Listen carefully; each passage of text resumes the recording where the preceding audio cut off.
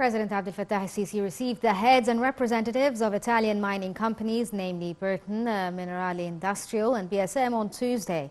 Presidential spokesman Ahmed Fahmy said the meeting dealt with reviewing prospects for cooperation with Italian companies to maximize utilization of Egypt's mineral resources.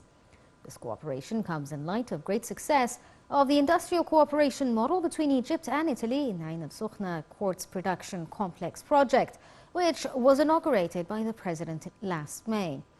During the meeting, officials of the Italian companies expressed hopes to intensify work towards deepening the process of cooperation with Egypt. They also affirmed commitment to strengthen joint projects with Egypt. President al-Sisi carefully followed up efforts to push the private investment, the thing which reflects the state's keenness to achieve a real breakthrough in the field of mining. Prime Minister Mustafa Madbouli said the state will readily take any decisions that may contribute in enhancing tourist arrivals in the central Sinai resort of Taba and Nuweiba.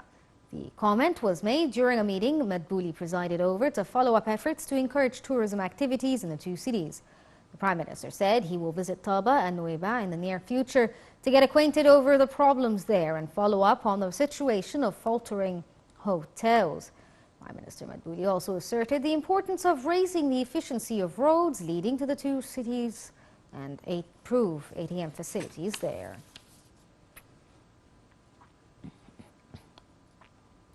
The fourth session of the National Dialogue Economic Access kicked off on Tuesday. The Committee of Public Debt and Budget Deficit discusses along 2 sessions the issues of budget generalization, rationalization of spending, and boosting revenues.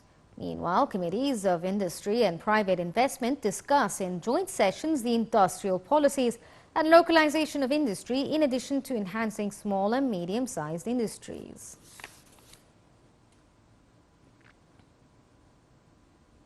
The Supreme Constitutional Court held a ceremony on Tuesday marking the issuing of a book on Egyptian constitutional judiciary. The book is dubbed Features of the Egyptian Constitutional Judiciary. Head of the Supreme Constitutional Court, Police Fahmy Iskandar, inaugurated the event. Addressing the ceremony, Iskandar confirmed that the court represents the fortress of great constitution and interpreter of all its meaning. The president of the Supreme Constitutional Court gifted the first copy of the book to the president, Abdel Fattah al-Sisi. For his part, Vice President of the Constitutional Court, Councillor Mohammed Ahmed, asserted that the Egyptian Constitutional Judiciary book includes a summary of the court's provisions and principles during its judicial career in monitoring the constitutionality of laws and regulations. During the ceremony, a number of former Constitutional Court judges, commissioners, and public figures were also honored. Parliament Speaker Councillor Hanafi Gibali heads a parliamentary delegation in a historical visit to Libya on Tuesday, where he will deliver a speech in the Libyan Parliament.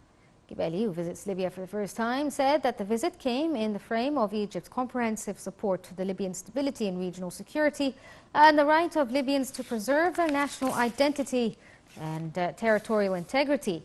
Gibali also will call on the Libyan House of Representatives to resume their roles to fulfill the needed framework for holding presidential and parliamentary elections in Libya in order to achieve the aspirations of people within the framework of the powers stipulated in the Sikrat Agreement. A Hajj mission including families of the police martyrs has arrived in Al Madinah in Saudi Arabia to perform the Hajj rituals. Before its departure, the mission's members were received by the Deputy of Interior Minister for Information and Relations Sector, who bid them farewell at the airport. While in Saudi Arabia, officials of the Egyptian Hajj mission finalized the procedures to receive them, and the head of the Egyptian Hajj mission welcomed them to the airport before heading to their hotels. The Interior Ministry offered facilitations, including residence and transportation, to perform the ritual, and in turn they thanked President al-Sisi and the Interior Ministry for the gesture and all measures aimed at helping them. The gesture comes within the framework of the Interior Ministry's care offered to families of the police martyrs in appreciation to their sacrifices for the nation.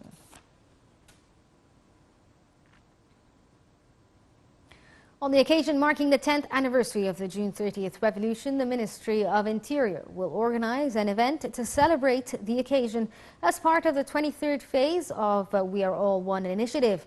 The event is being coordinated with a number of major industrial and commercial companies as well as food and restaurant chains